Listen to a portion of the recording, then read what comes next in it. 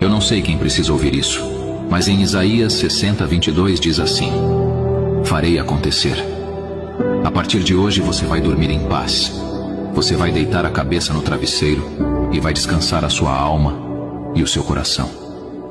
Porque Deus está no controle da sua vida e na hora certa, no momento exato, Ele fará acontecer. Então, por favor, tira essa ansiedade do seu coração. Lança sobre Ele a tua angústia, o teu desespero, os teus medos e confiança, porque tudo já deu certo. Deus vai agir na sua vida.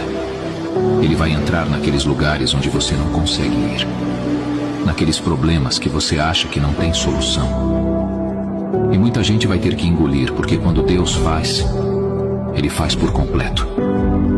E não há nada nem ninguém que seja capaz de impedir.